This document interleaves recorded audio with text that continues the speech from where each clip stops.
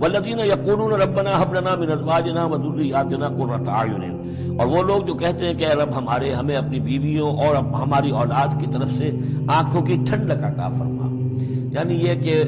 جس راستے پر ہم چل رہے ہیں ہماری اولاد ہمارے گھر والے بھی اسی راستے پر چلیں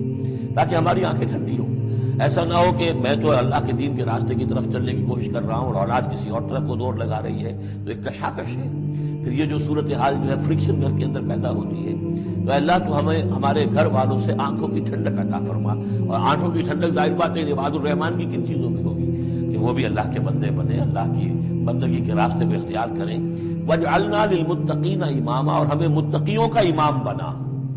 اس کا یہ مطلب نہیں ہے کہ امامت کی طلب ہے، بلکہ یہ کہ ہم خود امام ہیں۔ ایک شخص اپنے گھر کا سربراہ ہے، امام ہے،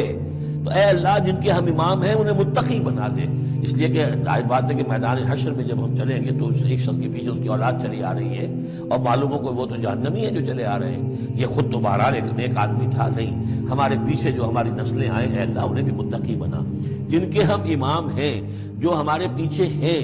جن کے کہ ہم دنیا میں جیسے کہ فرمایا ہے ایک حدیث میں بھی آتا ہے کلکم راعٍ وکلکم مسئول عن رعیتہ، تم میں سے ہر شخص کی حیثیت ایک چرواہے کی ہے، اور اللہ نے کچھ نہ کچھ مخلوق جو ہے اپنی اس کے چرواہے کے حوالے کی ہے۔ تمہاری اولاد ہے، تمہاری بیوی ہے، یہ گھر خلبہ ہے، یہ تمہارا جو ہے یہ گویا کہ تمہارے متبعین ہیں، تمہارے فالوورز ہیں، تو اللہ ہمارے فالوورز کو متقی بنا دے اور ہماری جو امامت ہے وہ متقیوں کی امامت ہو۔ جو دعائیں مانگا کرتے ہیں کہ اے ہمارے رب ہمیں اپنی بیویوں اور اپنی اولاد سے آنکھوں کی ٹھنڈک دے اور ہم کو پرہیزگاروں کا امام بنا، آنکھوں کی ٹھنڈک دے، یعنی ان کو ایمان اور عمل صالح کی توفیق دے اور پاکیزہ اخلاق سے آراستہ کر، کیونکہ ایک مومن کو بیوی بچوں کے حسن و جمال اور عیش و آرام سے نہیں بلکہ ان کی نیک خصالی سے ٹھنڈک حاصل ہوتی ہے۔ اس کے لیے اس سے بڑھ کر کوئی چیز تکلیف دہ نہیں ہو سکتی کہ جو دنیا میں اس کو سب سے زیادہ پیارے ہیں انہیں دوزخ کا ایندھن بننے کے لیے تیار ہوتے دیکھے۔ ایسی صورت میں تو بیوی کا حسن اور بچوں کی جوانی اور لیاقت اس کے لیے اور بھی زیادہ سہانے روح ہوگی، کیونکہ وہ ہر وقت اس رنج میں مبتلا رہے گا کہ یہ سب اپنی ان خوبیوں کے باوجود اللہ کے عذاب میں گرفتار ہونے والے ہیں۔